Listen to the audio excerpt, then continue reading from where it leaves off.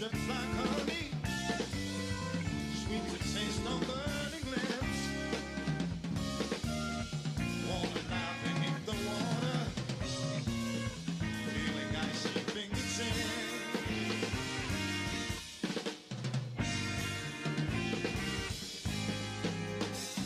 Soothing nectar to my body, wash the image from my eyes.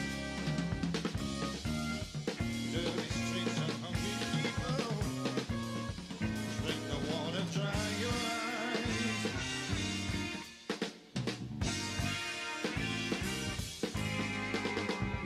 First one look at the reflections, listen to the music made. Drinking water's ease the mind, thoughts of you begin to fade.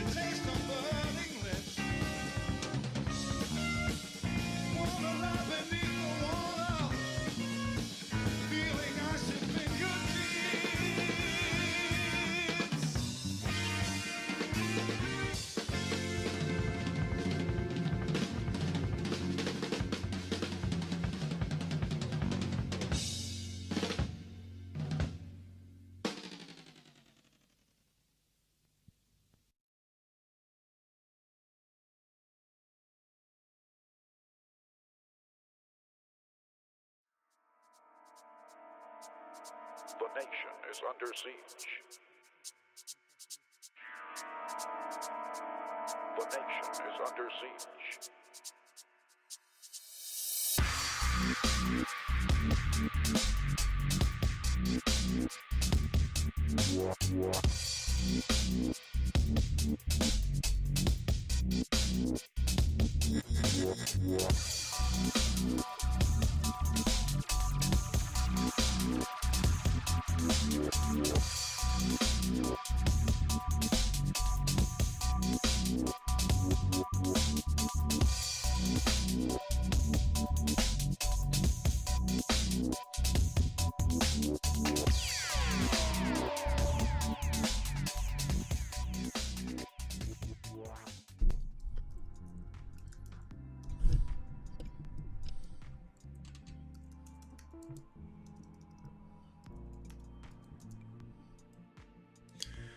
Good evening, everybody. This is Divided We Stand. You've come to the right place. Unless you're a Trumper, then you've come to the wrong place. But who knows?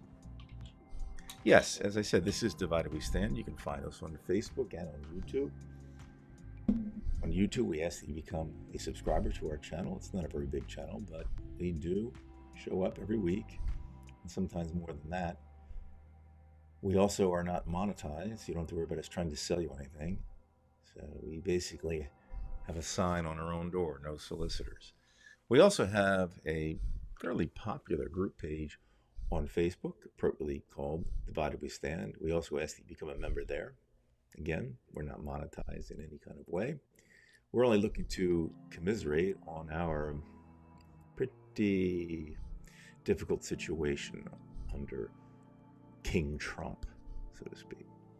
So anyway, we couldn't make it, or I couldn't make it last night.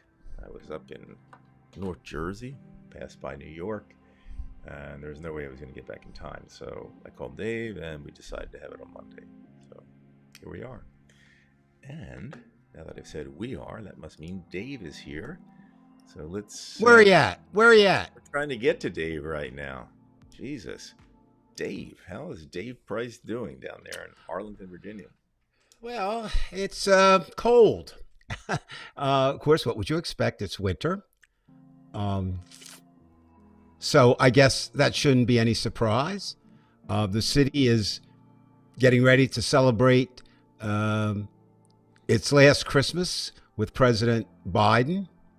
And even more than that, and you begin to see it a lot now, is preparing for the inauguration of our 47th president, who was our 45th president.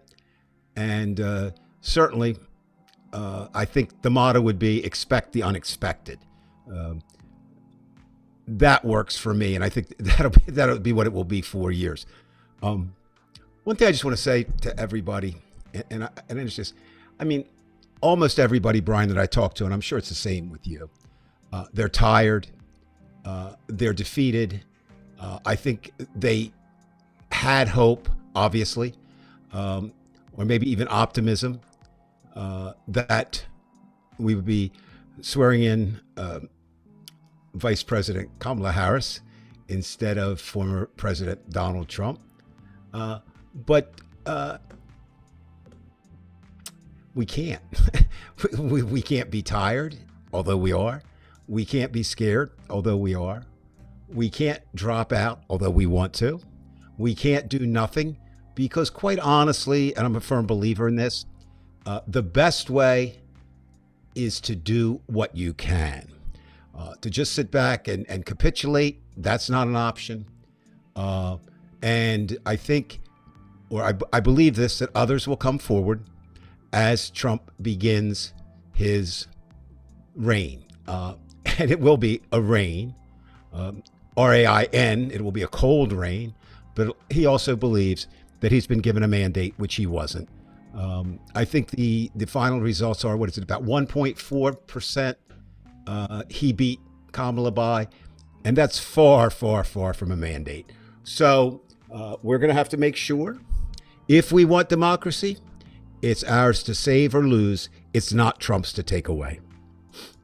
All right. Well said, Dave. Well said. All right. So, in the news this week, actually today, we've heard a lot about Matt Gaetz, Dave. And none of it's surprising. And of course, the reports were that he had paid to have sex with a 17-year-old girl, which I guess essentially is statutory rape. And not only that, he's paying for sex. And it had something to do with drugs too. And he said thousands and thousands of dollars. So we can assume that if this is true, it's not an isolated case. So first of all, do you think this was the reason, number one, that the Republicans weren't going to push for him? Well, Matt Gaetz has been interesting since his arrival. From what we've read and what some people have been told, that he fancied himself quite the playboy. I remember when Trump's thing we came to be in the locker room talk and all that kind of stuff. Well, I guess from what's said, Matt Gaetz didn't even wait for the locker room. He was actually showing pictures on the floor of the House. Now, what those pictures consisted of, they could have just been pictures of, here was my date last weekend. I don't think they were sexual in nature necessarily. But there was no question that he was doing some things that were inappropriate for a man, let alone a man who was in Congress supposedly upholding the law. So I think the first question we have to ask is, what was Trump aware of? How much of this was Trump aware of when he nominated Matt Gaetz? I mean, think about it. Less than a month after he's nominated, he's shown to be a lawbreaker. Many of us believed that was true before, but now, it's pretty hard to deny that. So that would be my first question. Now, we know that Mr. Trump will lie and say he didn't know that. But what is coming out of this, and Matt Gaetz is just one of them, everyone who's in the know down here is kind of saying, Trump they're not even vetting the candidates. Trump's just saying, I want this one. I want that one. And magically they appear. So Matt Gaetz, why did Trump, again, my question would be, why did Trump nominate him? Do you have any theory on that, Brian? Why, either one of two things, of course, it means either he was aware of these allegations three really. He was aware of these allegations and didn't think they were true. He was aware of these allegations and didn't care if they were true, or he was not aware of these allegations. What one do you think? I think it's certainly the second of the three, and that would be that he did know. I mean, I think everybody kind of knew that he was involved in that kind of behavior. The question, I guess, is did Trump just say, okay, look, I'm going to see if they're all going to go with me on this. If not, we'll say the hell with them, and we'll just choose somebody else who will do his bargaining. So it really won't matter to him one way or another. No. But at least it's a victory for the good guys, and that we were able to knock down. one. So far, we've knocked two down, both of which have taken their own name out of contention. Right. We still have a few more there. I think you're about right, Brian. I think what Trump. First of all, he's not. They talk about him playing 5-dimensional chess. No, his mind's fucked. No, he does it after the fact. That he looks at the transactions. And then he just kind of weighs it out afterwards. It's I want him. Now, what I think he might have done is what you alluded to there, is get Matt up and let's see what happens, right? Let's just see what happens. Will they blindly go for it? And power, the longer I stay in D.C., this is my 13th year, the more it's fascinates me, this power game, how they do play it. It's not like chess, but this thing. So he puts somebody forth that he really doesn't want necessarily, but if he gets it, that's fine, because if he gets it, he gets to crush Congress right away.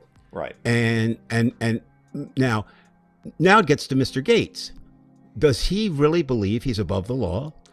Does he believe that what he did is not so bad? Does he believe essentially he is above the law, Dave, because he's already performed the acts and he's survived it, and he's a congressman. So he was a congressman. Well, he was a congressman. There was a time, from what I hear, I wasn't here then, when congressmen actually did feel shame. That's something the Republicans don't. They do not feel shame. Don't ask me how. But they do not feel shame. Right. So. You can't. People say, well, if I had done that, look, we've all done things in our lives that we're not proud of. Correct. But we should own up to them. Sometimes we do, sometimes we don't. And Right. politics is a place where it's changing rapidly, and this is not a good thing. Okay, think about Gary Hart. Think about Donald Trump. You don't need to do any two. Gary Hart's destroyed. And Gary Hart, from what people say, and from what I read about him, would have probably made a pretty good president. Right. But two things, America had somewhat of a moral conscience then. And secondly, journalists were somewhat respected. Now, neither is the case. Let me just stop you there for a second, Dave. Yeah, because I sure. want to get into the granular function of this. Because you said something interesting. Back then, those kind of things matter. So I guess the question is, what kind of things have happened in American culture where now that thing is allowed to happen and we're okay with it? Is it simply Trump, or is it's something deeper than that? No. I mean, that's something you probably need 10 minutes to think over. It's not something. No. But I think, what we do on this show is just a spot thing. And then, by the way, those of you who are out there, please interact with us. Because we're, we're just having a conversation here. No, I think, every one of us who's somewhat interested in politics has given some thought to it. It's a complex question. Let me because try the mores have changed. That's basically what's saying. No question. All right, let's look at it. And let's just take it at face value and not tear it apart. All right. In the 1960s, now I'm talking about the very beginning of the 60s, which is really the 50s. All right. My belief is that the 1950s ended with the assassination of John F. Kennedy. It didn't end, in 1960, the year. And because we have, within a span of 4 months, we have Kenny's death, the Beatles' arrival, and we're off and running into what it really is, a new society. So first of all, you have to look at that. So we have been in America, and I can't speak to the world because I've visited quite a few places, but I haven't lived anywhere other than America. If you talk about, it's really been, okay, let's try it this way. In a way, even though I was one of them, the 60s, this time of rebellion, was also a time of individualism in this sense. We began to say, no, the government does not have the answer. They're wrong. We have the answer, right? And we did, okay? Those of us who protested the war, yeah, that war was immoral and should never have been started. Those of us who protested for civil rights, certainly making any citizen of any color or any gender, sex, whatever, second-class citizen is wrong. But what began then is you really began to look at institutions as not being firm. I'll give you an example in my own personal life. My father fought in World War II, right? That was as close as we will ever get to a just war. I think if you were to look at it in my estimation, you could talk about the revolution too, the American Revolution, but we weren't a country then. And so, we won, we've got this thing, we're coming in, and people just believed that things were getting better, and America was getting great for certain people, not for the majority of Americans, if you looked at it, but for certain people it was. So it begins with this eroding. Now, let's move to your thing, and my thing is all about pop culture. I have a project I'm working down here on. It'll be coming out, I guess in February maybe, about the idea of pop culture and politics, an ongoing thing, because I think we're now in an age of politics is culture and culture is politics. Pop culture, popular. But anyway, we look at this. Now, you can't underestimate this. And I'm sure we have a few listeners who weren't as old as I am, born in 1952. So they might not be aware of this. That's why we kind of go back to it. Think about this, Brian. You and I grew up in a time when you had 3 TV stations. That was it. You had 2 that were very respected in terms of news. You had Walter Cronkite, who had the moniker, and somewhat deserved, as the most honest man in America. If Uncle Walter, he was America's avuncular uncle. Yeah. If Uncle Walter said it was true, it was true. You had on NBC, you had Chet Huntley. Yeah, Chet Huntley. there's a Freudian slip. Chet Huntley and David Brinkley. Right. And they were the first duo team, and they complemented each other very well. And on ABC, you had somebody who nobody Howard knew K. who it was. Smith, I think, was one of them. Well, what was that point? But Howard K. Smith never rose to that height because Howard K. Smith. Harry Reasoner, no, he was with No, but what happens is Howard K. Smith was an outstanding reporter, but we were in the infancy of TV, and so. But what happened is you had some believability of journalism. You had some faith in your institutions, which we don't have. So the question, which you started with, how did we get there? I think it starts with the idea. So many of us young folk found out, and like my father came to realize, that America was not this wonderful place necessarily. That we did. There was a lot of things going on that weren't good. Then you had the fact that Walter Cronkite said, he's given credit in some sources. I think it's a little bit too much credit that he actually was the person who began the end of the Vietnam War when he came back in '67 and said, "We aren't winning the war," because all the reports were we were winning. They were all false. They were all erroneous. The body counts were wrong. And suddenly these things begin to pop up. So you've got a generation now that's skeptical. Then you go into the 70s. And while you can't talk about a decade necessarily as everybody doing it, it really became the me decade. If you really want an example of that, right, watch, anybody could do this. Watch Woodstock, the movie Woodstock, right? But don't watch for the bands or anything. Watch for the crowd, how they dance, okay? And then watch Saturday Night Fever with John Travolta. But don't you think too, Dave? I mean, you very appropriately said that the '60s. You can't really say that that entire decade has a certain look. You look at, say, the 1950s up till '63 or '64. Right. Could the same be said about the '70s too? Well, I think what a lot of I didn't people see do. it as a me generation in the very beginning when you had the EPA. No. Again, I think what happened is that Richard Nixon, as president, undermined the presidency. Okay, I am not a crook. Yeah, you were a crook, Dick. You were a crook. Okay, and what I've read interesting, and I want to do. I don't have time to do more research on it, but I'd be more interested. They said once that permissiveness came in of the '60s, it was easy to lose concern for others, which was the flip side of it, right?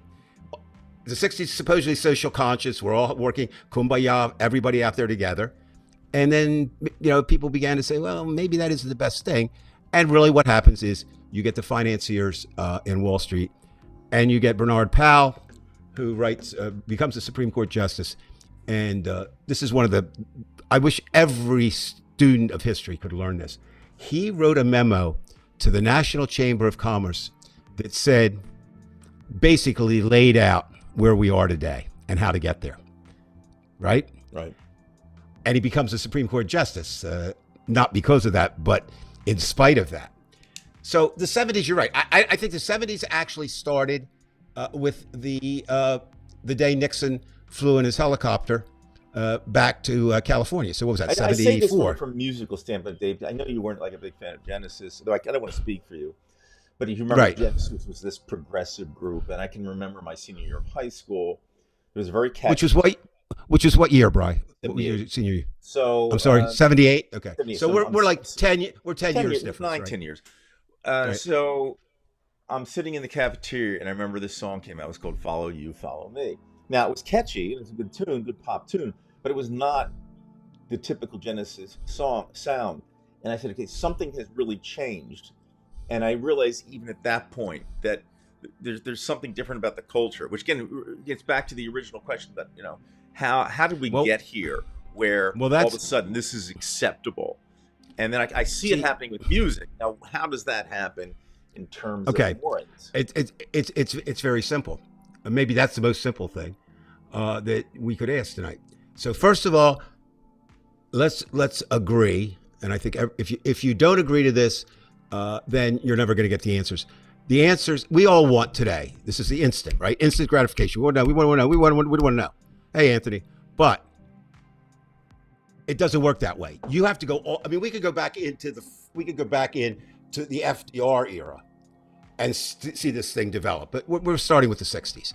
Because the mores, I'm not even sure the mores have changed so much so as the acceptance of certain behavior. Okay. Let's look at that. Let's just take a simple one. Were people having children out of wedlock in the 50s? And the answer was yes. But not to a number, because something happens in 1960 that changes sexuality. The pill.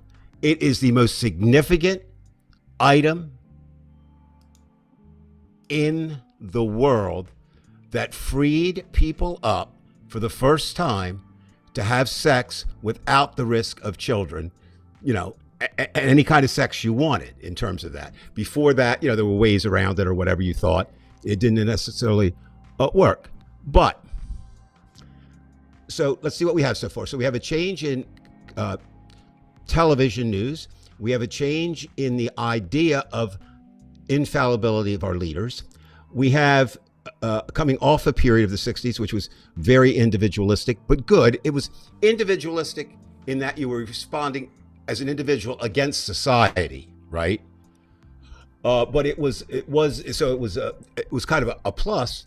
But some of the people said, well, wait a minute, I'm not going that route. And another thing, Brian, which always makes me smile, I read a line today, which kind of describes how I feel. Not everybody in the 1960s was at a love-in San Francisco and dropping acid. Not, that's the image of it. Bridgeton, New Jersey, where you live now, where I lived for 59 and a half years. 9 out of every 10 people, 24 out of every 25 people I grew up with was a conservative and is a conservative today. It's just being a conservative was a little different. Being liberal was different. But the basic tug and pull was young against old, right? That was really the 60s. The 70s is where we begin to get this, I think the movie that, captures the 70s the best, Saturday Night Fever, on one hand, the disco, the individuality of that, suddenly you're dancing and suddenly your hairstyle is important. And suddenly if you don't have the right suit. And I remember, I had a student once, Big Lou Gordon, and Lou was he was a defensive tackle. And Lou in high school was about, he was pushing 300. He's about 275, 280. And Big Lou one day raised his hand. He said, Mr. Price, what? He said, in the 70s, when you guys were dancing, what were you pointing at? Like the best question ever asked. Because, what were you pointing at? I don't know what they were pointing at. I don't know what John Travolta was pointing at. But it was something different. And then on Wall Street, you had this idea that, remember the movie Wall Street? I don't know if you've ever. I showed it to my business class. And remember the famous line from there, greed is good. And so in the 70s, all of a sudden, it becomes more about wealth. Now, it's always been about wealth. Okay, let's not kid ourselves. Except in a couple times. In the Depression, it really wasn't about wealth because very few people had it. Okay? In World War II, it wasn't about wealth because it was about surviving the war. Right? In the 60s, it wasn't about wealth because it was about communal spirit and making change. But suddenly now in the 70s, it does suddenly come back to wealth. Then you start getting all the things that lead up to this. You get Newt Gingrich and the Contract for America. You get George Wallace. We have to put him in there until he gets shot in 72. You could find a lot of George Wallace and Donald Trump. We move forward, and then in 1980 we get another change. We get Ronald Reagan, and that's really the moment, I think, when it suddenly became clear that the Republicans thought they had a direct pipeline to God. Right. And so now suddenly it's not about politics anymore. It's about, I have God, you don't. I have to be right because I have God. Right. And now Reagan, let's give him some credit. Horrible president. But he did something, and he was an actor. He made people feel good. He did. It was like you didn't really, it was like, okay, and he came off of what was it? TV, he played some Western roles. He was almost like, the cowboy president, Mr. Gorbachev, tear down that wall. And it seemed, Brian, at that point, it seemed like the world was headed toward democracy. It really did. Okay. Right. It certainly did. Certainly after 45 to 80, then suddenly, all of a sudden, the Cold War, which we knew nothing about and now was horrible, not the war itself, our approach to it, but it was all covered up. And then I think then we get to another change in television, which I think without which we would not have Donald Trump. And without Donald Trump, we wouldn't have MAGA on top of the American heap right now. And that's reality TV. Now, I argued with a friend, it's my wife's college roommate, just a week and a half ago, I guess, in Vegas.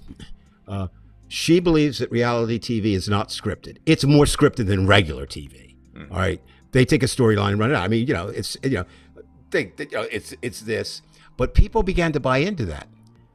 And I don't know at what point, Brian, and maybe I need to go back and look, or if somebody knows, please let me know. The moment when it flipped to Cult of Personality, the band Living Colour, not the TV show, Vernon Reid being the great guitar player for that band, they had a song, The Cult of Personality. And at some point through media, maybe, I don't know, Suddenly that became it. And that's how then, once it was cult of personality, you bought into the whole personality. Donald Trump, it doesn't matter what he does. It doesn't matter what he does because you believe in Donald Trump. Maybe you want to be Donald Trump. Maybe you think it's good that then it became about, the term owning the libs. It became about, about putting down your enemy, and we're not enemies. The American people, we shouldn't be enemies. We are, but we shouldn't be. And the last thing, and I've been thinking a lot about this is, Brian, what's led us to this precipice? And again, just like I don't know the moment of the cult of personality, but I know it came. Okay. So I'm going to say sometimes in the 80s. And then I want to come back to Genesis in a moment because you brought that up before. But also this idea that, which is related to cult of personality, that image is more important than who you are. In other words, the image is what people carry. They don't really carry about the idea of the reality.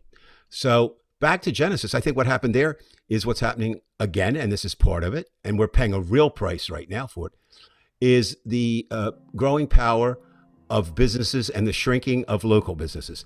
In 1955, I do want to add one thing to that because I know Sure. I know it's turning into a musical show tonight, but Collins had said something to the effect to the band. He said, "Take a look at who's buying who's coming to our concerts. They're all males, and they're just standing there. Very few females, and we're losing this entire market here of females. So we changed because a lot of these guys like Phil Collins. I mean, although he did play progressive music with Brand X, he knew the roots were still rhythm and blues. Phil Collins was a pop star, right? Absolutely, and he kind of understood branding and how they were going to lose out playing these 19-minute songs. And I have nothing against them because I enjoyed those. Well, I know, and so did a lot of people. What was going to sell in the future? No. Well, and that's really what it came. I was going to go back to the 50s. One of the things that happens in the 50s, there was no record industry. All right, little mom and pop things. Sam Phillips, who brings Elvis, Johnny Cash, Jerry Lee Lewis, and Carl Perkins, the $1 Million Quartet, was just a little mom and pop record store in Memphis, Tennessee. Philadelphia had 9, 10 labels, coming out of there. New York, more. And as that business grew, were consolidating. And suddenly, when you get today, you have, I think somebody said there's 15 people in America that control 87 or 88% of the wealth in America. Right. And that's something else. Now, again, it would take a brain far superior to mine and much time to research it. And people are doing this now. We are now, most people agree who study these things, we are now in what they're calling a new Gilded Age. And in the Gilded Age, it was the Rockefellers, the Vanderbilts, the tycoons, and everybody else. And now we have the Musks and the Zuckerbergs. And what has also changed, and you can't emphasize this enough, is we went in history, as America started, we were an agricultural nation. We made what we ate, and we made what we wore, and we made what we lived in, all of that. Then around, Victorian era here, the Civil War, we begin to move into the industrial age. And that still needed workers. It was shit-ass time to work, but you needed work. And you could begin, I always use my father-in-law as an example. He was able to put two kids through college, have a really nice home, have a car that he liked, based on a working person's salary. Mm-hmm. You can't do that today. But as all this is going on, right, this idea, now suddenly it sneaks in. We now have the new technological information age. And there's a few problems with that. One is it's really hard to work in that industry without a college degree. Okay, although some of the companies like Amazon actually does it too. They look for kids that are genius in high school. Tell them come with us. We don't need a college degree. Right. But it's rare. It's basically so now. Well, they're What doing that in happens? sports too. What? They're doing that in sports I'm sorry. too. Yeah. So what happens is that you get, again, with all this going on, you get a divide now, another divide. You've had race since the beginning of time. You've had sex since America was first founded. You had some classism, but now you get a real division between educated and non-educated. And it's not an imaginary thing. It's kind of real, because the people who don't have the college educations in their family history, they're saying, what do we do? We worked in the factory. Bring the factory back. And then you get politicians who lie out the ass like Trump and says he's going to bring manufacturing back. There is no way that manufacturing is ever going to return to the United States, because it's simply this. It is cheaper to make products in other parts of the world and bring it here. That's not going to change. Unless you're willing anytime. to go out in the fields or to go onto the assembly lines, you are not going to have. Well, but there's not, Brian. There's not assembly lines. There's still fields. I understand that, right? and Do you know how much? Do you know how much food we're importing? But we're also exporting it. You know what I mean? So it's like we're not feeding our own people. It's like we're sending something. It's just so. Right. You're right. So you have these angry people, and then you have people who live in a la land of the 50s, 60s, 70s, 80s. But I will say this: when it was we talk about the projects. I say British kid have projects. Well, and I know that we do. Everything that goes with them, they're ghettos for lack of a better term. It's where we, the dominant part of society, isolates those whom we don't want to deal with. At one point, it was the Italians in Bridgeton. South Bridgeton was entirely Italian, because that's where you put the people you didn't want. Then it became African American. Then it's moving to more Hispanic. So it's always been that. And those people are really what keeps America working. Try it. We'll see with this immigration thing. This could get really ugly. And I don't see how. I mean, you just kind of said it. Who the hell's going to work the fields? Right. I mean, you can do what he wants to do. The question is, he has to deal with consequences. It's not that simple. And this is where I think he understands that he's not that smart, because there's going to be a point where he at least understands that he doesn't understand the ramifications of it. Unless he's bold and he says, let's just do it. And then again, we'll wait till after the fact, and then I'll react to it. Yeah. Well, and I think you might even be giving a little bit too much credit. I don't think he knows what he doesn't know. I think he thinks he knows it. I really do. I don't think that's an act. I think he really does think that, and I think what he bases that on is he looks at himself and says, I am rich. I had sex with Stormy Daniels and beautiful women. I have this. I have that. I have my name on all these buildings.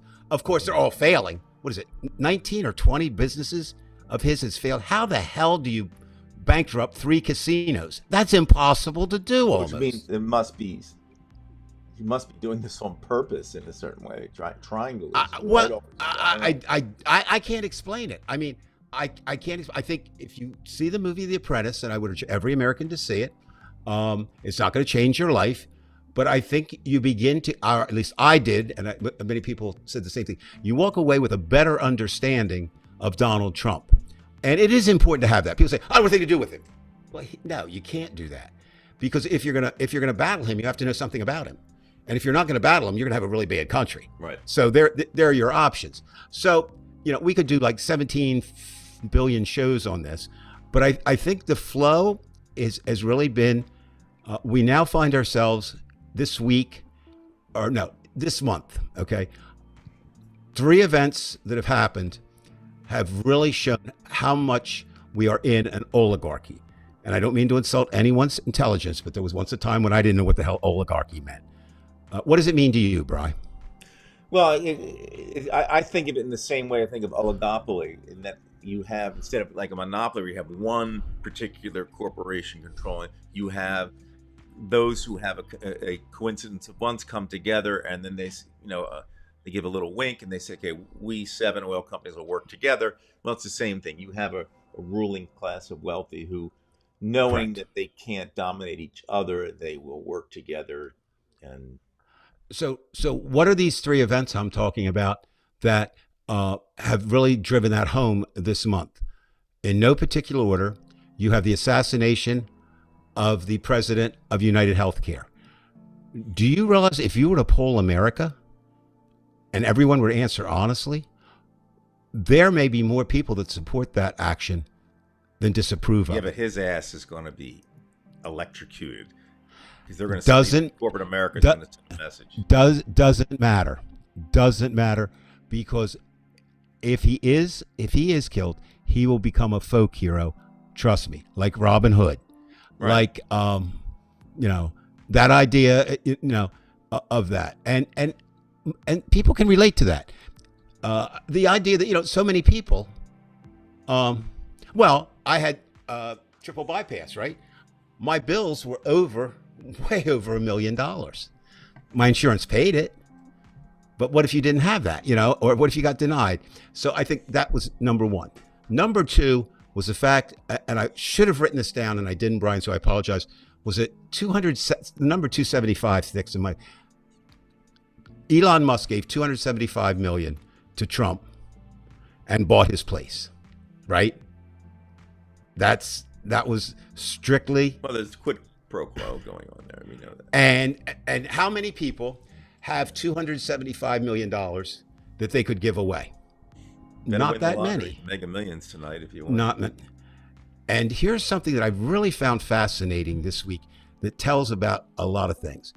The New York Post ran a story that Jeff Bezos is planning to marry the woman he's been seeing for, I guess, about 3 years now. And the cost of the wedding was going to be $600 million. Let me repeat that figure. $600 million.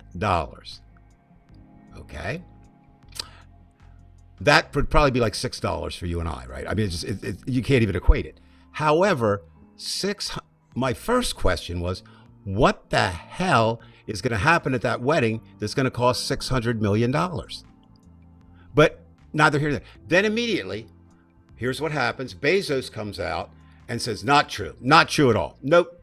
Now, and he says something that was so fucking damning to him. He says, you can't believe everything you read. He's right, but the problem is he's saying that at the same time, he is the head of the Washington Post. So Right. that just feeds into, well, see, he even says, but it gets worse in one sense. So let's say it's not true. Elon Musk on Twitter, which he now owns 100% and has made it worse, because at least Trump's casinos shut down. Twitter is still operating, or Twitter, now called X. He tweets that he felt left out, that he didn't get invited to Jeff Bezos' wedding. So we're being run by billionaires who act like pre-middle schoolers. Trump, Musk. I'm not a fan of Bezos because of what he did of pulling the editorial for, that supported Kamala Harris. But don't you think, Dave, there is, I mean, I know I keep interrupting you. I'm sorry. No, keep doing You that. made a good point about this idea of acting like middle schoolers. And I'm just wondering if having all of that wealth puts them in dream world. When you may not be rich when you're little, but you have this thing like, I'm going to be this, I'm going to be pro that. I would ask this question to Donald Trump. I just ask a few questions. Donald, have you ever driven a car? I could conceive that he's never driven a car. I could believe that. Not regularly, that's for sure. No, what need would he have to drive a car? Just to be able to say he has a car or a license. Have you ever gone to buy a bunch of bananas in a grocery store? I guarantee you hasn't. Okay? The things that we do every day. So yeah, let's not, I mean, there's no other way to count it. The rich are not like you and me. They're not They can't be. They're just not. Now, it doesn't mean automatically that they are bad. Take Mackenzie Bezos. Now, I forget what her new married name is, but it's Mackenzie. She gives incredible amounts of money to organizations. And Musk came in and said, you're just wasting that money. That's why a woman shouldn't have the money. That's what he said. Think about that. And you know what she did? She tripled down on giving money. You know, like that's the ultimate fuck you, Musk. If you judge by money, I'll show you. I don't need this.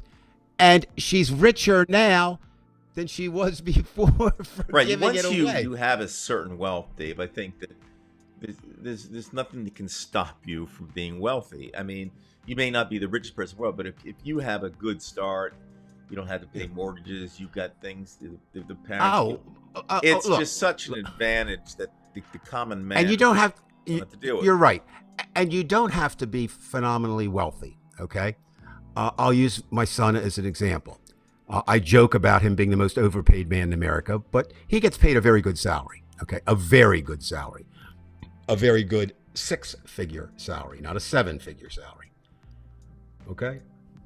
It would be harder, Brian, I believe, for my 2 grandchildren to have been unsuccessful than it would be for any brother and sister in the city of Bridgeton to be successful, simply because of economics. You're right, Brian. It gives you, I don't want to see it taken away necessarily from my grandchildren, but what I want to see is a way we can raise, because education really shouldn't have to do with economics. And there's a way around it. In terms of resources, if we have you're right. That type of mentality, you're going to see such a raping of the common person for the work that they do, because it becomes so cheap that this waste of resources. With the wealthy, you heard it when they, when it came out and they wanted to go up to, what was it, $15 an hour, for the minimum wage. You're saying, a person who slings hamburgers like $7.25 or $7.50. They refuse to give in. Well, you're right, and what happens is, okay, so how's a person supposed to live on $7.50? Look, they don't give a shit about workers. I understand it wasn't that. For the unions, and we all know what would have happened to the working man without the unions. And and where are unions today? They're on the downhill slide. Right. Now, some of that again is corruption. Was corruption, but it's sort of like, power corrupts, absolute power corrupts absolutely. I believe that statement. I believed it ever since I've heard it. It's attributed to a bunch of people. The nearest I can find it was Lord Acton, who was a British royalty who came up with it. And I believe that. And it gets back to what you were saying, the rich are different, because they have the ultimate power and all this kind of stuff. But the only thing that can battle power is power. Now, you can't battle money if you don't have money, right? But you can. There's a definite difference between the rich and the common man and woman, because the rich have wants where the common person has needs. But here's the thing, right? Here's the thing. You can battle them with numbers, because there'll always be more poor or middle class people than there will be rich people. Always. So, that's where the uniting. Now, what the Republican Party, who was the party of the rich and is still the party of the rich, MAGA's, as long as Musk is there, it's the party of the rich, and Trump, he has money, he doesn't have the billions he says he has, but he has money. But they come along, and what they were able to do so brilliantly, and this really goes back to the Southern strategy of Nixon. He was the one who put that in, and then with Goldwater and the welfare queens, and then on up through the Bushes and Willie Horton, they were able to somehow convince white working people that the enemy was anybody who wasn't white. Right. No, the enemy is the rich. It's always been the rich. It will always be the rich, okay? But they would do that. At the same time, you can fault Democrats, and I do, even though I'm extremely, extremely liberal. I think sometimes they are their own worst enemies. I can understand too. Is because it's a divided party. You have. Well, that's part of it. But also, even some of the divisions are not there. I mean, think about this. Why? I get crucified by liberals down here for it. I don't care for this. This is my belief. I'm a little I mean, I think first of all, sports are way out. We know that sports are way out, but we're not going to change that. Okay, sports are America. They're a microcosm of America, and they're very important to many, many people. And they're also a way to make money now with gambling. Okay, so there's a lot invested there. It's another way for people of low means to get to high means if their son or daughter can be a pro athlete, right? More their sons, because daughters are still women and they don't get paid equal amounts. But I can see, I'm not real sure transgender should participate in sports. I think it's something we need to sit down and talk about. I really do. I think that I don't want to see an unfair advantage if somebody has more testosterone than the next person. No, I mean, is that, now it's interesting, and I hope somebody will chime in on this, because I'm really not struggling with this, but I'm running through my mind. For anybody who doesn't know DC, DC has the Folger Shakespeare Library. It's the largest Shakespearean facility in America, and probably the most important. And it shut down for 3 years to reopen. It just reopened in 2024. And they have a different approach to their bathrooms. They are unisex, okay? So men and women enter together, right? But everything is a closed stall, right? So there's no urinals. Everything is closed. So when you go in, you're in the privacy of the stall, but you wash your hands and enter together. Now, is that the wave of the future? Would people complain about that? I don't know. Certainly, but because we don't talk to one another, and I understand that, neither side wants to talk, and I don't want to talk to Trumpers unless I'm messing with them. Then I like to do that. But it's really hard because, and Brian, the other thing, and this is the last thing I want to say, maybe about this division. I think not since the Civil War have issues of morality been so important. Now, the issues of morality were not important in the Civil War. Trust me. It was economics. Okay. It's always been economics. It will always be economics or religion or both. Okay. But right now, there's these moral issues. It's like, say, if you believe abortion is a sin, and you believe that you should not condone sin, and you believe that if you don't stop the sinner or the sin, you are sinning, there's no way to talk. How the hell are you going to talk? And we're seeing that issue more and more and more. So with the polarization, it becomes more. And I don't think, we've talked about this, Brian. You're still working, so you don't have the time. I spend a lot of my time on X. I will not post on X, certainly, but I lurk to see what's going on. I lurk on Truth Social. I lurk on Heritage. I lurk on Cato to see what's going on. And I said it before, but it bears repeating. I was wrong. I mean, I'm often wrong. It's nothing new about me being wrong. But I said, we're living in different realities. We aren't living in different realities, Brian. There's only one reality. We're seeing different realities. And I'm sorry, the ones that MAGA sees are not the realities. They're not. To show you that Americans have different psychologies. Always have. Psychology is in this case, it's kind of dangerous now because part of the psychology is if that person's on the other side, they're meaningless to me. And if anything happens to them, the hell with them. Okay. Asking a brutal question. This is not for you to answer, but this is for everybody to think about. Here's a good question. And I'm not going to answer it. I don't expect you to answer it because it's a private answer that you stay in. Would you feel, would you, and that's every you out there in America, would you feel sad tomorrow if Donald Trump died? Don't answer it. Nobody answer it. Just think about it for a moment. Okay? Would you feel sad tomorrow if your cousin, who is on the opposite political side, and we all have cousins, uncles, fathers, mothers who are on the opposite side, think what that does. I mean, it's torn families completely asunder. Yeah, I'm certainly not the only one. That's for sure. Oh God, no. Well, you have my cousin who basically said, your mother, meaning my mother, would roll over in her grave if she knew what you are now. Okay. love you, see you, bye. Right. But how do we, and so that's why, Brian, I think you were brilliant. I really do. To name the show "Divided We Stand."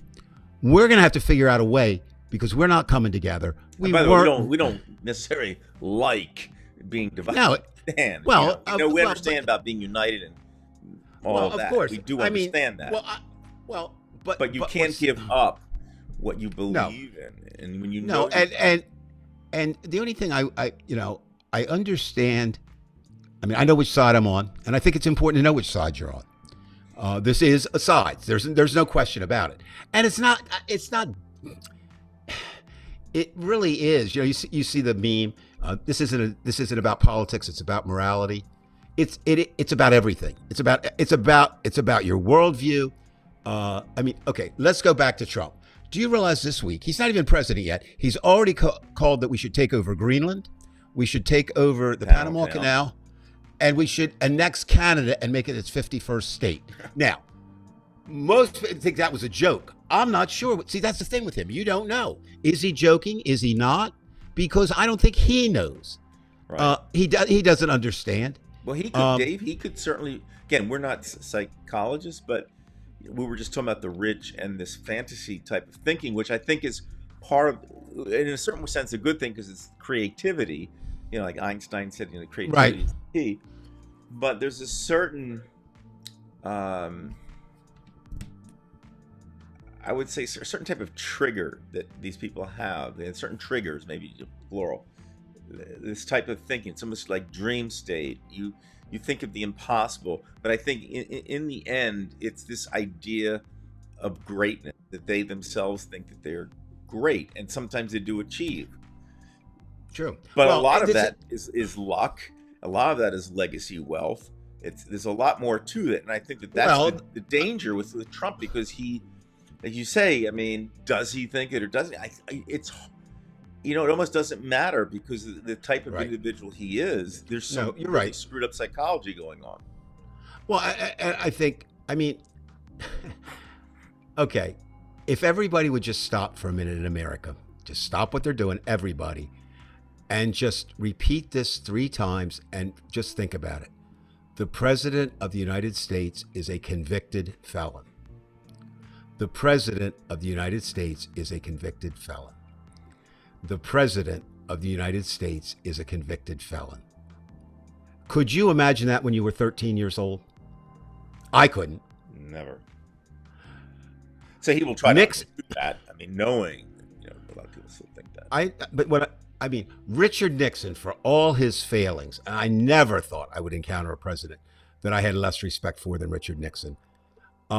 He at least had the sense and the courage that he knew he had messed up and left.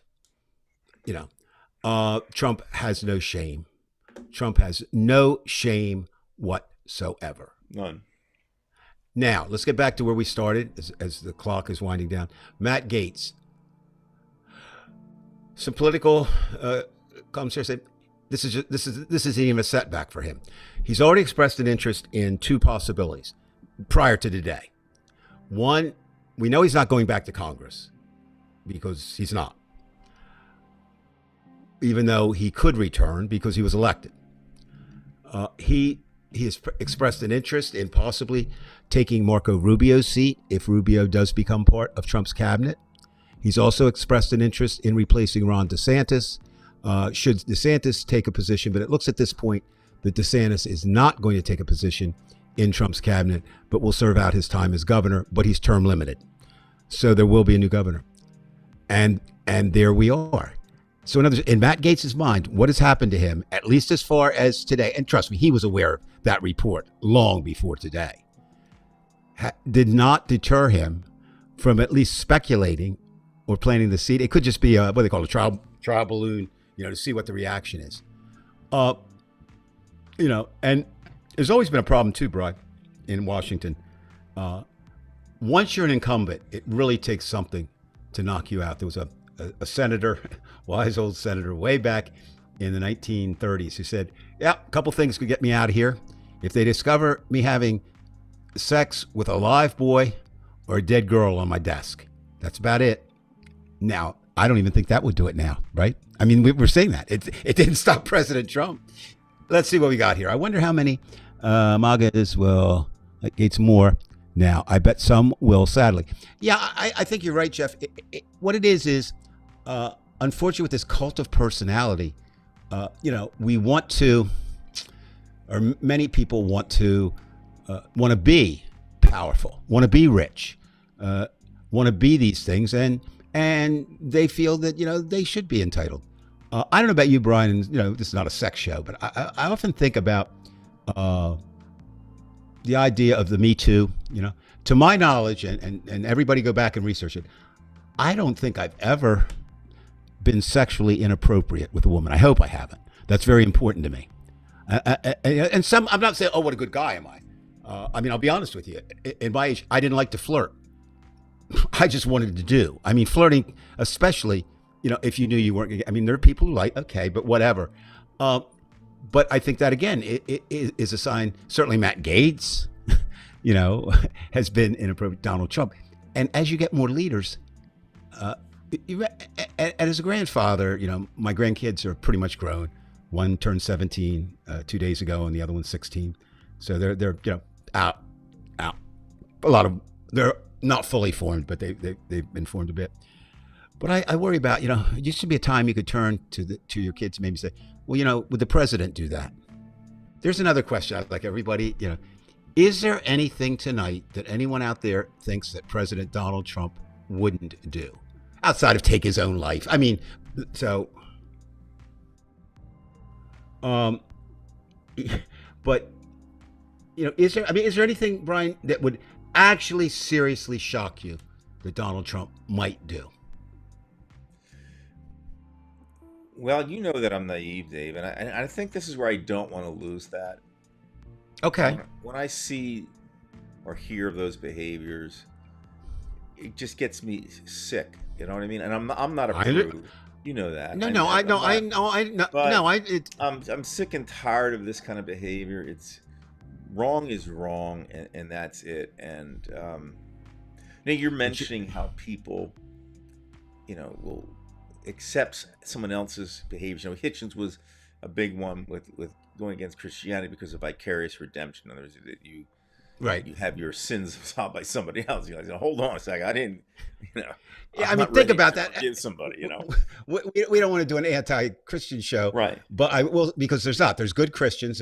But I'm talking about the idea of vicarious redemption. But you're right. I mean, what you just said, I think really bears repeating. We might run a few minutes over, but I think it's worth it for this. Only you can absolve yourself with your actions of your sins. No, this idea, there are people who really believe I can fuck around till the last minute, and as long as I can say, Lord, I'm sorry, you're going to heaven. Right. Yeah, and I think, the moment to me that'll always stick in my mind with Donald Trump when it comes to religion, morality, is when he fired or ordered tear gas fired in the crowd at Lafayette Square, which is a place I visit frequently.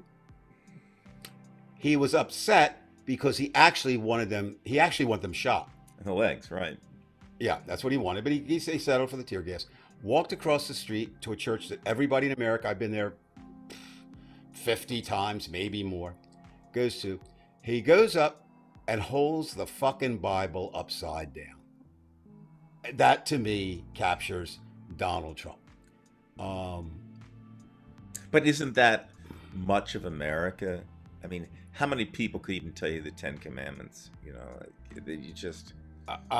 Probably even less that could tell you the 5 freedoms in the First Amendment. Right. I think it's just there's this just general concept about what religion is, and they just, they just know Santa Claus really well, Well, and what's going to happen, Brian? This is going to be a huge battle with the Supreme Court. Louisiana, right now, has ordered the 10 Commandments to be placed in school, and also Oklahoma has ordered the Bible to be taught, both of which are egregious violations Right. of the First Amendment, which people I think sometimes think, well, the amendments aren't important. That's what an amendment is. Amendment is a change. It's in the Constitution. It just didn't get there first round. That's all. Right. That's all it means. And I think we're going to see, some interesting things. And that fallacy, I would, if I had to teach in a state where the Ten Commandments, I wouldn't mind teaching it. But I say, let's look at President Trump and let's figure out how many of these he's violated. Right? That would be a good use of the Ten Commandments. Or if you want, and the thing is, I taught the Bible. I taught it as when I was teaching British literature. But I taught it as literature because it's really hard to do two things in America, I think, really well. To understand literature without knowing something about the Bible. 50% of writers before 1920, maybe more, maybe 75% of the great ones, including Melville and Hawthorne, they knew the Bible and their stories. If you don't know the story of Jonah and the whale, Moby Dick doesn't have quite the same impact, right? It just doesn't. So I think it's important that way. And secondly, I think it needs to be part of history lessons because so much of it is, we're based on a Judeo-Christian. People don't even know that under God, one nation was not in the original Pledge of Allegiance. It was not. It was added during the Red Scare of the 1950s, saying this is another way to weed out Reds. So what we have tonight is a show that maybe didn't get anywhere in one sense, but I think they're the questions that we need to. So I like to close with this remark. It's kind of where I started. Look, these are dark times. There's no question about that. I don't think I can urge anyone to be optimistic. I don't think this is a time for optimism. But what I can do is take something that Obama had, but was just kind of became a saying, but make it more. We can be hopeful. No, that's not enough. But with hope, we can work. We have to work to first stop Trump and stop what he can do and stop what he probably will do. And we'll get some help from that, from some interesting places. Congress did not give him everything he wanted this time. Mitch McConnell stood up and said, we ain't talking about polio vaccines. No, we're not going there. We're not. Yes, Veg. Well, it's a con game. So my point is, whether it's spreading the word, whether it's giving money, hopefully shows from here and some other things I'm working on will give people some options of what they can do. But